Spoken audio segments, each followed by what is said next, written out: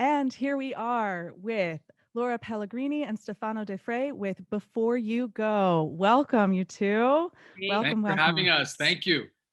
It's wonderful to have you. So, I would like if you guys could just introduce yourselves briefly and give the audience an idea of what part you played in this super short film.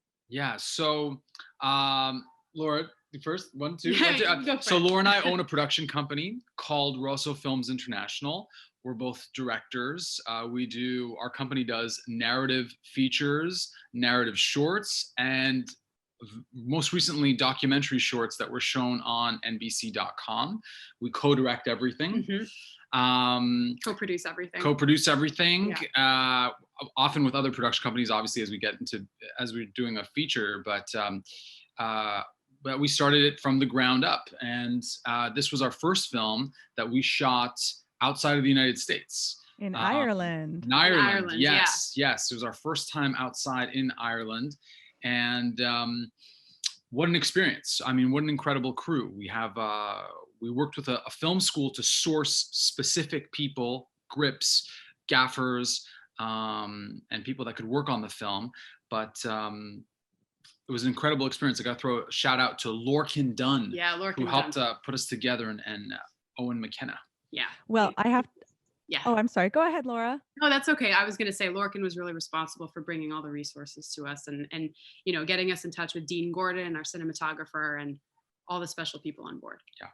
Well, I thought it was a really beautiful window into Ireland, which I'm sure audiences enjoyed seeing right now as, we're so far apart and we can't travel to places.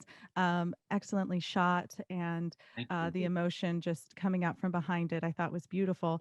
I wanted to ask you, so we have a poem here, an original work that Stefano, you wrote. Am I correct? Yes, I wrote in 2011 or 2012. Now, I was wondering, what about that poem made you go, this is a film piece? Yeah, I wish I could take a lot of credit for this, but it's actually Laura. When you're doing 50%, you guys are using each other's soundboards. Look at that great idea. Was really Laura's idea. I think it was just in recognizing that the source material was already there. So, building the film visually, we had to start from scratch, but all the inspiration came from Stefano's words and images in that poem. And it was really just a matter of taste and sensibility and saying, that's it. That's the one. Because there was a whole myriad of poems that we could have chosen from. He's an excellent writer. Our first short film that we ever did together was also written by him. So it's like picking the best of the best. And I truly feel that of all the options that we had, this was the best. It was the best of this material. Well, I thought it was just really beautiful, something we don't see too often, obviously, in our world of film and the stories that we tell, but just something very refreshing, artistic, and beautiful imagery to accompany your great words. So I would like to, if we can wrap up here, and where can we find more of your work? So you can definitely find, if you can look up www.rossofilmsinternational.com, you can see a list of films that are playing on Amazon.com, Amazon Prime. Before You Go is doing the festival round, so it's not publicly available yet. It's exclusively now on Chain New York. Happy to say, but. Thank you. But after that, we will be putting it through a distribution platform and making it available to the public. And if you're interested in finding out more about us, you can look up rossofilmsinternational.com. Well, thank you again. And we look forward to seeing more of your work in the future and having you share your great stories with audiences. Thank you both. Thank you for having us. Thank you. Melissa Vallant, welcome. Melissa is the director and editor of High Score. Melissa, thank you for being with us today. Thanks for having me. I'm very excited. Melissa, this is a very fun piece, and I wanted to know if the idea behind it, because I know that you had a hand in also writing it as well. Is this something that was based off of someone's real life experience of being a little too high and then having their significant other surprise them with a marriage proposal? Actually, no, it's an amalgamation of a lot of different things, but there are real elements in there. So the initial concept came because I was talking to a bunch of friends and I wasn't at this party, but they had all gone to Dave and Buster's, and while they were there, they ran into a couple having sex on one of the video games. It was actually like I think like a bike game, or like, you know, one of the kind of driving games. And I just thought it was the most hilarious thing I'd ever heard in my life. So I was like, well, we're going to make a short about that, right? So we started with like, why, how would this happen? How did it happen? And we initially were like, they must be messed up on something, you know? So that is where the high element came in. Over time, we ended up developing it so much more, adding in our own things, not to talk about it too much because my husband hates when I talk about it, but poor guy. His proposal to me was it was lackluster in my estimation. The thing that the first thing I said to him was, "You don't know me at all." When he proposed. Oh no. He since then has made up for it and did like 5 other proposals, like one at a waterfall in Ireland. So it's every year you get a new proposal because he just can't stop. because it was the middle of winter. I had the day before, I said, "Oh, our friends are all getting engaged." I'm like, if we got engaged, I just don't do it in the winter. I hate the winter. My birthday's 3 days after Christmas. It's all too much. Like, please no. And I came in covered in snow and was just getting ready for bed on a Sunday night, no booze in the house. And he was making a pot of chili, and I'm a vegetarian. It was meat chili. And then he proposed, and I'm like, what is happening? I'm supposed to be spoiled. Well, something within him, he had to do it. So Yeah. But I like all the subsequent proposals that followed. And I thought it was a fun concept, you know, too, of like what if, you know, I'm sure it's happened if people really have these momentous life events and they're kind of like not all with it, you know, maybe they had too much to drink, too much to smoke. And some people might be like, this is how I wanted it to happen, you know, and be on that ride with it. But exactly, like, woo, but fun. Yeah.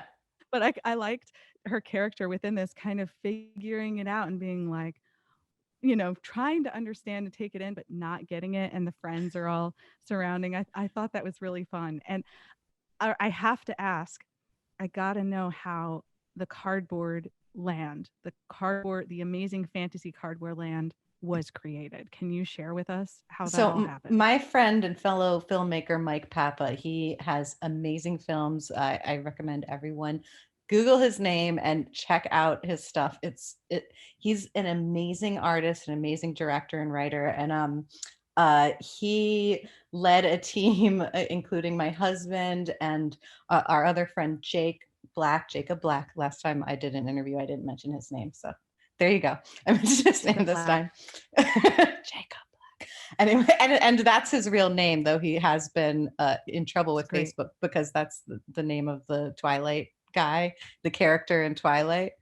So like, good name. He has to like show his ID when he goes places because it's like, that's not your real name. Anyhow, so they all put it together just in his backyard, and we built the whole thing just running to the store and grabbing cardboard. And it came from me and the writer Teresa Bass. She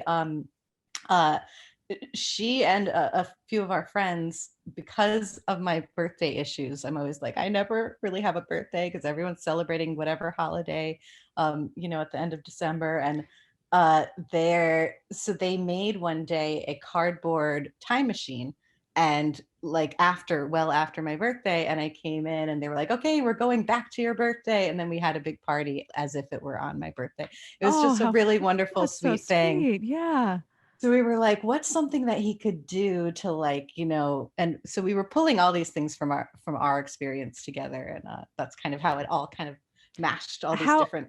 How long did it take to create that and paint it and the light? I mean, there's lights and you know. the ordering the right lights and returning the ones that didn't work. Paper, and it was pink. Yeah, and I sat there and made all like a whole basket full of paper balls for the skee ball, and I it love that. like, and you don't even see the basket, so I'm like, oh, well, I spent a lot of time, but You know they it's did there. You know yes, it's there. I know it's there, but they did such a beautiful job, and it took a really long time. It was like every weekend, because we're all, you know, working full-time jobs during the day, and so it's like at night and the weekends that everyone was building it for weeks. Well, I thought it was just absolutely fantastic, so creative and fun, and really showed a unique character and what lengths people will go to propose to someone and make that event special and how we can never predict how those things are going to go. So, No, Melissa, it's good. I want to thank you so much for your film and your work, and for being a part of this festival. Pleasure to meet you. Thank you so much for having me. Thank you for doing this interview. This was great. Thank you. So I am here right now with director Timothy Amatuli with his film The Quiet Pain. Welcome, Timothy. So Timothy, my understanding is that you still currently a student? I know this was your thesis film, your senior thesis film, I'm assuming. Yes, my senior thesis film from Fairfield University, but I have graduated now and joined the non-employment pool of, yeah, of the United States. Welcome. Yeah, it's real great so far. Well, I hope it's allowed for some more time to think about what you want to do next with your creative projects. Yep. A lot of staring at a blank script document. So, Timothy, I wanted to ask you something about your film. One of the things I really appreciated about your storytelling is how you're able to capture these huge moments while the characters are doing really mundane, everyday things. So, obviously, this is a heavy story about someone being unfaithful in their relationship. Mom walks in on it, and there is a lot of conversation that happens between those two that's never said. So the moment like when the mother was doing the dishes at the sink, I found to be just really powerful. Obviously the acting, but just and also her cleaning up the table after that lunch that she walked in on.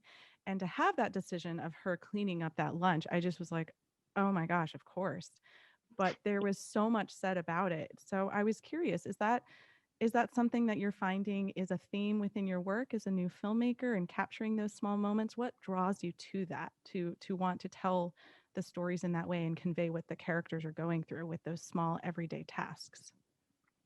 I'm really big on externalizing everyone's feelings, and that was really the struggle with this script. Was it went through so many different drafts because I had to leave everything unsaid.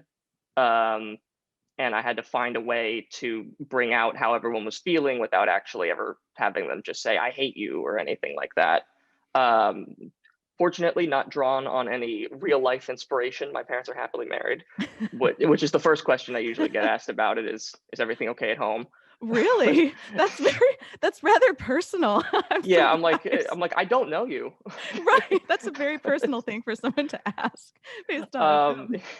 yeah, but I started, trying to think in like really like a twisted way, the cleaning up the dinner in particular. I think it's you know, the unshown history of this marriage is, probably this wife cleaning up after her husband's messes that, you kind of got to hide from their daughter because she's too young. She doesn't deserve to have her image of her father broken, even though he might not actually be a very good guy. But what he stands for in her life is more important than what he means to this woman who is. I tried to think a lot about just like what a silent maternal sacrifice would be, because I don't know how many sacrifices my mother's made that she's never told me about. So I found that idea really intriguing, and I just thought of simple normal things that you might see a mom do around the house but put into a more edgy context. Well, I thought that was really clear, and I want to jump on to the next thing that I enjoyed with this film is for me anyway, the way and it was conveyed with the two in their relationship, it almost felt to me that her husband really kind of does have the upper hand, and there's not much she can do about it. But then there was this great power shift, or at least so I perceived, where he became terrified on what his daughter would say. What if she finds out? And the mother is the one who could blow that all up. And so I thought that was just a really strong aspect of your film, is then how the power dynamic shifted between the two. So that's how I perceived it. I don't know if that was your intention or not. Um, Definitely.